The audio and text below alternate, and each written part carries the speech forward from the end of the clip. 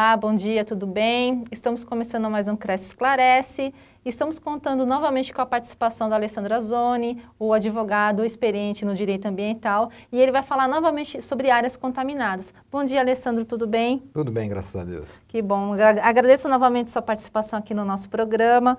Alessandra, eu vou começar com a seguinte pergunta. Se um terreno for negociado e posteriormente o comprador tiver a ciência de contaminação, o corretor pode responder por esse prejuízo?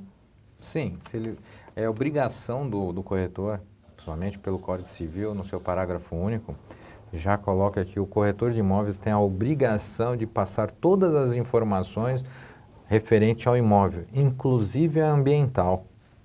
Então, você tem que fazer o levantamento realmente não só dos passivos financeiros, passivos tributários, tudo que existe da propriedade, mas também o ambiental. Porque vamos dizer assim, você pode estar negociando uma propriedade que de repente tem uma multa ambiental e você não sabe.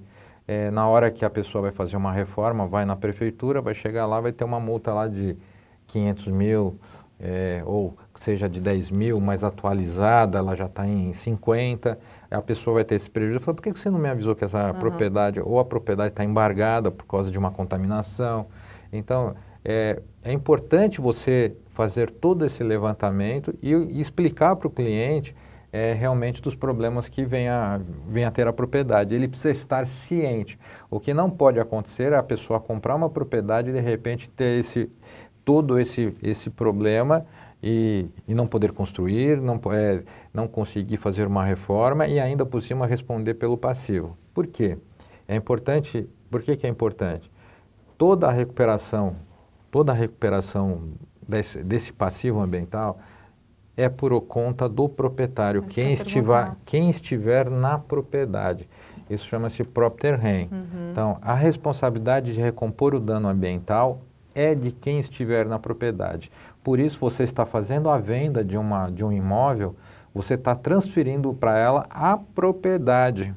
Então, automaticamente o passivo vem junto. O comprador, então, que ele fica responsável pelos prejuízos do imóvel, da propriedade. Toda a recuperação ambiental que ele tiver que fazer, uma descontaminação, uma área, por exemplo, tirou-se, de repente, a pessoa que estava lá suprimiu umas árvores dentro da propriedade, ele vai ter que colocar outras árvores, fazer um TAC com a secretaria, ele vai ter que compensar, é ele que vai ter que fazer o termo com a prefeitura, é ele que vai ter que fazer o prazo de recomposição, é ele quem assumir a propriedade. Então, todo esse dano que o proprietário tiver, ele pode cobrar do corretor. E o corretor, ele pode evitar que isso aconteça? Pode. Ele já se informa dentro da secretaria se existe algum processo, ele já verifica se é a área contaminada, ele já verifica todos esses passivos, ele consegue ver como era a propriedade antes pelo Google, ele tem algumas ferramentas que ele consegue ver como era a propriedade na linha do tempo, as secretarias informam, você consegue ter uma informação e falar para o cliente, olha, essa propriedade ainda você pode até negociar um valor para abater esse passivo. E se o corretor estiver negociando um terreno para a instalação de um supermercado, por exemplo, quais são as orientações que você passa para esse corretor de imóveis? A primeira coisa... aliás, que ele deve passar ao comprador. Primeira coisa, eu acho que isso já é de praxe dos corretores, é verificar a questão do zoneamento. Verificar o zoneamento, ver se os lotes se enquadram dentro do zoneamento para a instalação de supermercado, isso dá para se fazer vendo a questão junto com a prefeitura, fazer um levantamento prévio de zoneamento. O segundo passo é verificar o que você tinha em cima desse terreno, porque geralmente você pode ter tido 2, 3 lotes envolvidos nesse supermercado, se existe alguma possibilidade de contaminação de solo ou se existe algum passivo ambiental.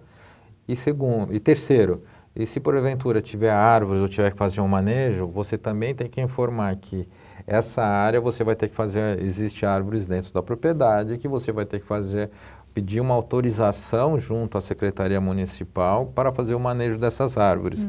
É possível? Sim, é possível. Você faz dentro do DEPAV aqui em São Paulo, que é o órgão responsável da cidade de São Paulo, você leva o teu projeto, entra com o processo pedindo autorização para fazer o manejo. Quais são os passos básicos que o corretor deve fazer para evitar qualquer tipo de complicação na negociação de um imóvel, que pode estar ou não contaminado? Você tem mais ou menos uns passos assim que devem ser seguidos? Assim, hoje São Paulo praticamente ela está toda monitorada em questão de áreas contaminadas. Então você tem a lista de áreas contaminadas pela CETESB, você consegue pegar dentro do próprio site da CETESB, tem áreas contaminadas, tem a lista, ali você pode fazer a consulta pelo nome do proprietário, por endereço, razão social. Você consegue fazer um levantamento prévio se aquela área está na área contaminada. Se você vê que o lote não estiver contaminado, você pode ainda tentar pegar algumas propriedades em volta para também tentar fazer uma localização para ver se você não está sendo pego. Porque o que pode acontecer? Você comprar uma propriedade que naquele exato momento ela não tinha contaminação, certo? Mas as vizinhas estão com contaminação, então elas acabam indo para a sua propriedade. Então isso você tem que estar muito ciente, porque você fala assim, olha, no dia que eu fiz a busca não tinha nenhuma contaminação, mas as suas vizinhas têm contaminação. Então, mas para você saber que a sua não tem. Então o CETESB é o primeiro. Depois as próprias secretarias municipais começam a ter áreas de controle, então eles podem falar que eles podem te falar se a área não tem contaminação ou se existe possível área de contaminação também. Existe como fazer esse levantamento na secretaria, ele pode ser de forma informal, que é que você pergunta, eles fazem um levantamento, falam nada consta, ou você faz formalizado, você recolhe uma taxa, eles fazem um estudo, eu acho que é muito mais interessante, porque você tem um documento para provar que você fez a investigação. Tem que correr atrás das informações, né, Alessandro? Sim, é importantíssimo. Olha, chegou uma pergunta aqui, Rafael Castro, de São Paulo. A responsabilidade prescreve, ele quer saber. Por exemplo, se eu descubro que o terreno que eu comprei está contaminado após alguns anos, posso acionar o real causador do dano? Ela prescreve, sim. Você tem a pecúnia de você receber recurso, ela tem a prescrição, sim. Corre o risco, sim.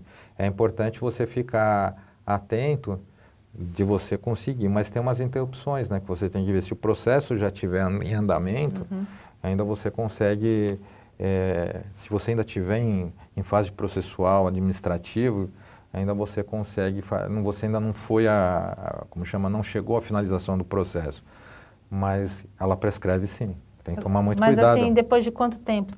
Você tem o direito de buscar sempre há 5 anos. 5 anos. 5 anos a reparação. Então, você tem que ficar atento justamente para você não entrar num processo de direito de regresso e já prescrito, não tem que tomar cuidado. E se acontecer, não tem mais jeito?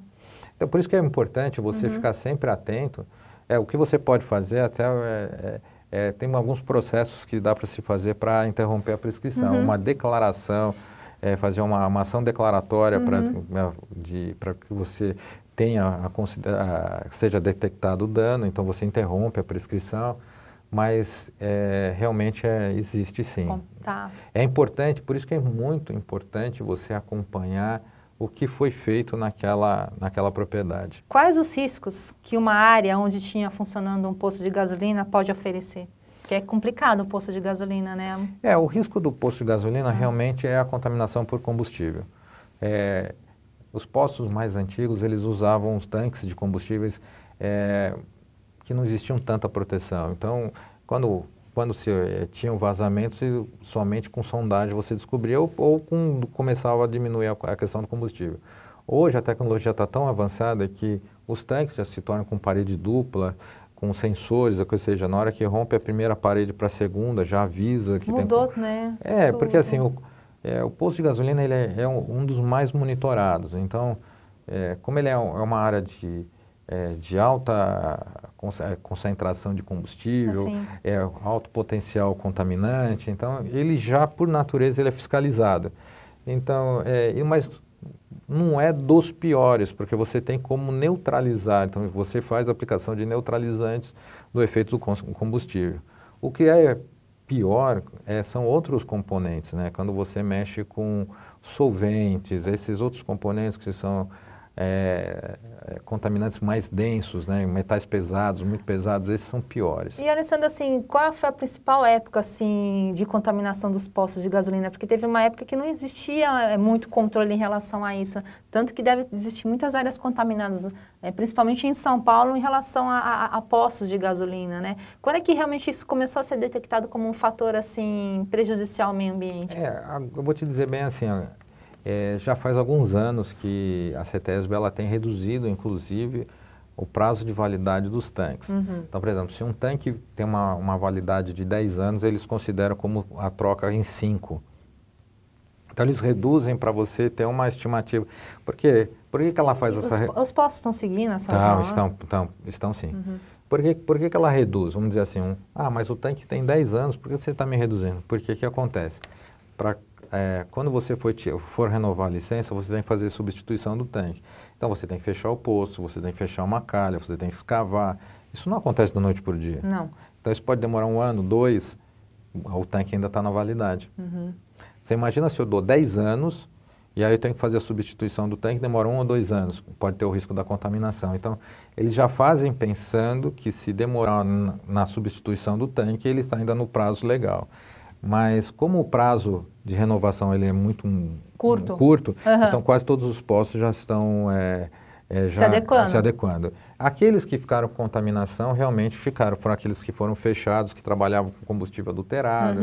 Esses simplesmente alugavam, montavam, colocavam combustível adulterado, saíam e deixavam para o proprietário. Isso é um risco muito grande, não só para postos de gasolina, mas para qualquer atividade econômica. Não importa. Você que está alugando o imóvel, você que vai alugar o imóvel para atividade econômica, para fins comerciais, é importante que ele tenha o acompanhamento no período de aluguel. Porque às vezes a pessoa está lá, ele alugou um galpão para fazer estoque de madeira. Mas no meio do caminho ele percebeu que ele podia fazer uma pintura, vender a madeira pintada. Ele vai montar uma cabine de pintura e vai colocar. Só que a cabine de pintura ele precisa fazer um licenciamento, porque ele vai mexer com solvente, com tinta, thinner. Então ele vai estar mexendo com vários produtos químicos que ele não tirou a licença, não te avisou e às vezes está jogando na própria galeria de água fluvial ou no esgoto. Não sabem. E aí o que acontece? Ou às vezes está jogando num ralo, ou jogando dentro de um poço, de uma fossa, e de repente você tem uma contaminação na sua propriedade e você nem sabia.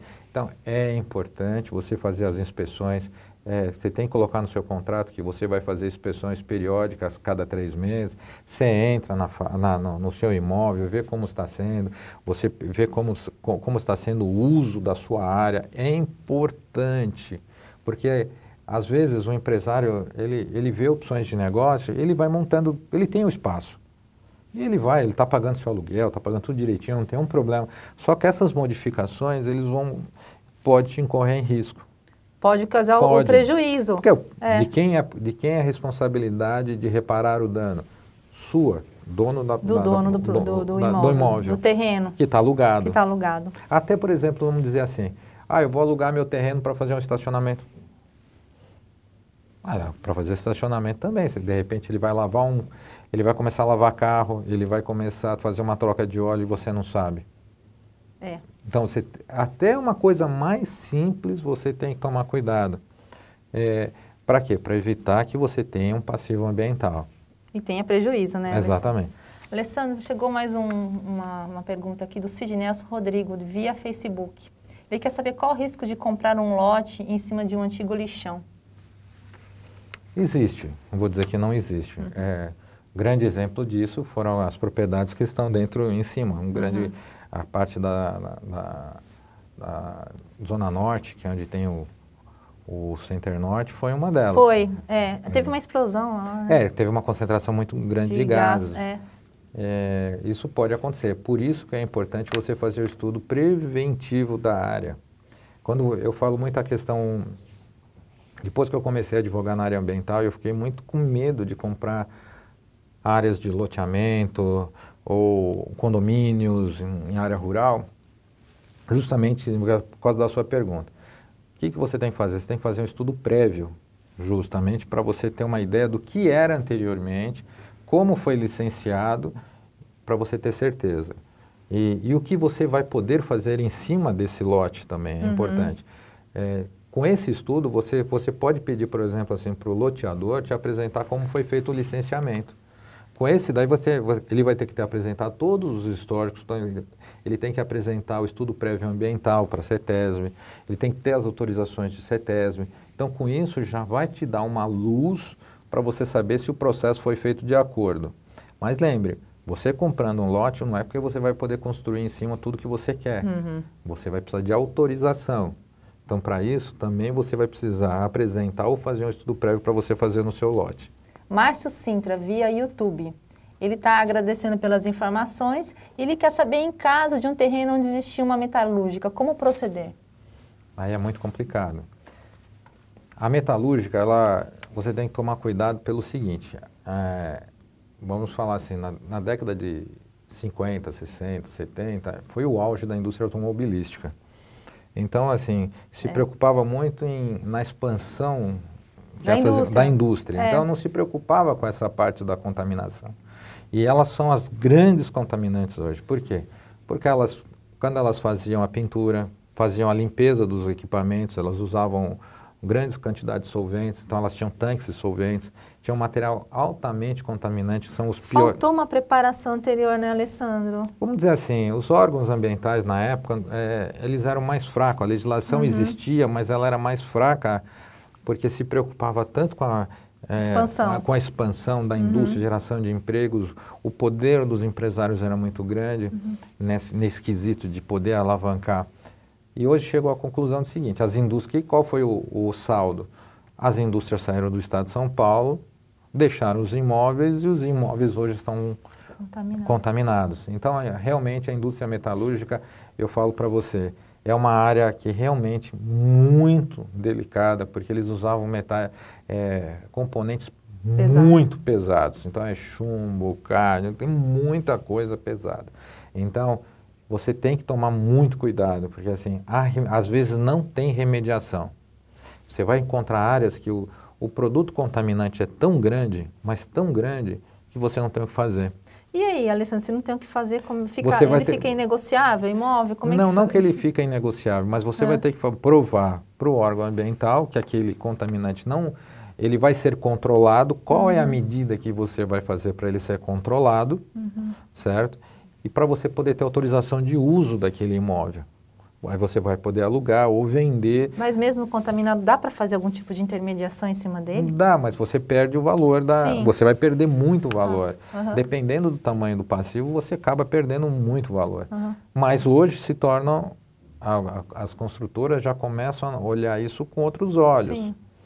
Porque ela já tem isso como, ou ela tem uma empresa ambiental dentro do grupo, porque uma vez que ela faz toda vez que ela vai fazer um empreendimento, então provavelmente ela vai ter uma área de manejo. Ela compra uma área, está tendo uma construção muito grande lá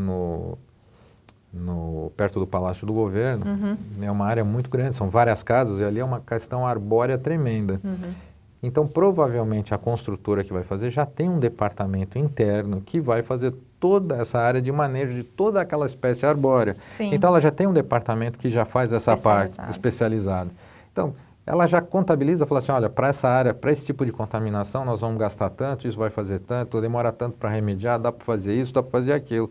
Então, ele já põe dentro da central de custos do projeto e assume o passivo. Fala para você, eu pego o seu passivo, só que ele me custa tanto.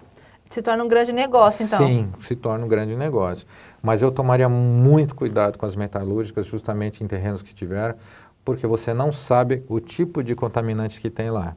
E às vezes, como eu falei, às vezes o próprio que eles chamam, ele pode estar in natura, contaminando. E assim, é importante a pergunta que você fez, porque às vezes você tem um terreno ou uma propriedade que não foi uma metalúrgica, mas os seus vizinhos foram metalúrgica. Olhem e pesquisem justamente nessa questão da CETESB se os vizinhos estão com contaminação. Você está batendo bem nesse assunto. Você não tem que olhar só o seu terreno, você tem que olhar ao redor. Sim, porque aquele a gente chama, a pluma que eles chamam, é a mancha da contaminação, ela anda. Não esquece que passa o lençol freático, ela espalha. Às vezes a sua propriedade, você alugou para um estoque de madeira ou alugou para uma gráfica que usava só para fazer impressão, não mexia com metal, nada de contaminante, nada, mas ela está com uma quantidade de contaminante muito grande. Você vai ter que provar que não é seu. Da onde vem? Você vai olhar nos entornos para ver, opa, tem 3 metalúrgicas ali, tinha uma outra que mexia com combustível, você pega, vê se eles já tinham processo dentro do CETESB, você avisa a CETESB, olha, provavelmente vem de lá, porque você tem um lençol freático que joga tudo para a tua propriedade. Complicado. Tem casos em Jurubatuba, por exemplo, aqui em São Paulo, de que a contaminação não veio da propriedade, vem do vizinho. Do vizinho. Só que aqui o que acontece? O Ministério Público colocou a ação, e o juiz ele vai ter uma dificuldade em dar uma sentença para falar assim, você tem que mitigar, você tem que resolver o problema. É difícil provar que não veio do seu próprio terreno? Não, você prova, você consegue provar. Hoje, você consegue provar que você faz as medições, você percebe que não existe contaminação e da onde a pluma está vindo.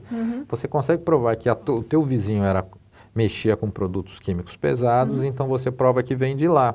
Só que o juiz vai ter que te sentenciar, te fazer uma obrigação. Você tem que remediar. O quê? Se vem do meu vizinho. Se vem de mim, veio do outro. Então, você concorda que vai ser coisas muito paliativas? É assim, isso devia ser uma ação onde todos os contaminantes estivessem juntos e cada um pegasse sua fração e fizesse uma ação. Então, é muito complexo. Isso é possível? Sim, é possível. Só que o que acontece? Às vezes o Ministério Público pega uma denúncia contra a Cris, contra o Alessandro, contra o João, contra o Pedro e vai vai abrindo. Só que, na verdade, na hora que você faz a prova, ele fala, na verdade, era o Joaquim que está ali atrás. Entendi. Você entendeu? Alessandro, mais uma pergunta aqui da Luciana Regina Vilas Boas, via YouTube. Ela quer saber, todo terreno de posto de gasolina é contaminado? Não. Nem todos. É que eu falei, existem postos de gasolina hoje que ficam tão preocupados com a questão ambiental que eles já fazem o preventivo. Lógico que isso tem um custo, né? Um tanque simples com um tanque mais elaborado, só que eles começaram a perceber que é uma questão de seguro, é uma questão da própria segurança ambiental, autorização de licença, a própria Agência Nacional de Petróleo percebe que você fazendo um posto em conformidade, eles também têm segurança. Com certeza. Então, hoje tem postos de gasolina que usam tanques parede dupla. O que é a parede dupla? Então, vazou aqui, estourou a primeira parede, ainda tem um sensor que vai avisar que a primeira parede rompeu. Então, você já tem ação para fazer. Rompeu a primeira e a segunda, ele já tem um terreno preparado para receber, já tem outro sensor. Então, quer dizer, eu falo para você, não é todas os postos de gasolina.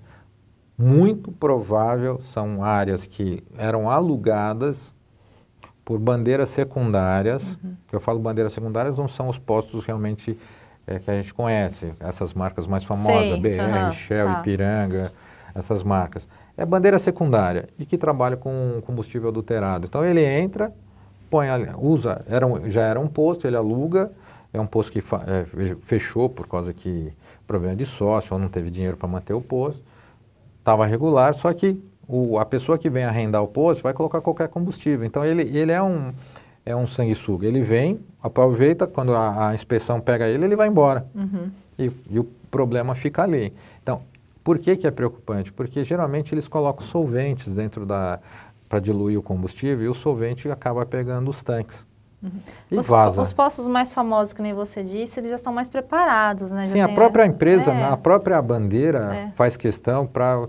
Manter o nome exatamente, também, vincula. Né? A credibilidade, né? Porque vincula. Se eu sou um posto que estou com problema, é lacrado por contaminação, e vamos dizer, tem a bandeira BR, Shell, Ipiranga, que seja, você associa a marca à contaminação. Não são todos, mas é importante, todos os postos de gasolina, se você entrar, como que é o nome dela mesmo? Luciana Regina. Luciana Regina. Luciana, todos os postos de gasolina, eles têm, você vai olhar assim, parece que tem uns furinhos tampadinhos, são postos de medição. Isso é a coisa mais fácil. É só pegar esses postos de medição, fazer uma medição simples para ver como está a contaminação. E ela fez uma pergunta interessante aqui também, ela complementou a primeira ideia dela. Ela quer saber, assim, qual é a metragem, de repente, do vizinho estar contaminado e atingir o meu terreno. Ela quer saber se existe uma metragem para que essa contaminação chegue a... Geralmente eu falo de 500 metros, né, de raio. Por quê? Você tem a gente chama de pluma, né? Então, o que aumenta uma contaminação? É o lençol freático. Se você tiver um lençol freático que, por exemplo, caminhe pelo seu terreno, vamos dizer assim, vamos dizer aqui, minha propriedade está aqui. Não, na verdade aqui está minha propriedade está aqui embaixo e essa é a propriedade que está contaminando. E o lençol freático ele faz esse trajeto passando pela minha, então pode ser que eu tenha mais uma propriedade aqui no meio, que também não tem nada de contaminante, mas a terceira é contaminante. Mas pelo caminho que ela faz o lençol freático, acaba trazendo para a minha.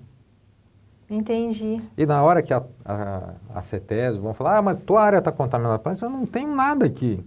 Aí você vai fazer os pontos de monitoramento, tu vai achar contaminação não de solo, mas de lençol freático. Você vai falar, mas eu não tenho contaminante E aqui. é fácil de passar isso, né? Fácil, facílimo, é o que mais acontece. Então depende do tipo de lençol freático. Por exemplo, lá em Jurubatuba, ele é diferente, ele é de tipo fraturado. Então ele é diferente. Mas tem os outros que são mais que o conhecido, que realmente o lençol passa pelas várias propriedades. Então eu falo assim, um raio, pelo menos para você ter uma tranquilidade, 500 metros do seu ponto central da sua propriedade. Aí você faz, pelo menos você sabe que se tem uma pluma de contaminação aqui, você está chegando à sua propriedade. Mas aí tudo, que nem você falou, depende tudo de estudo, né, Alessandro? Sim. Alessandro, tenho mais uma pergunta aqui para você. A cidade de São Paulo tinha bastante uso industrial e que passaram a ter outro uso, né? Fecharam as fábricas e tal. Quais as precauções que devem ser tomadas nesses casos? A primeira coisa, assim, quando você pega uma área industrial, você consegue primeiro saber na CETESB se ela obteve a licença e se ela encerrou as atividades e se houve multa por contaminação. São as três perguntas que você tem que fazer. Tem que ir na CETESB, verificar se a empresa ela fez o encerramento das atividades. Isso de verdade, de verdade, porque é o que acontece, por exemplo, só para você saber, se eu tiver,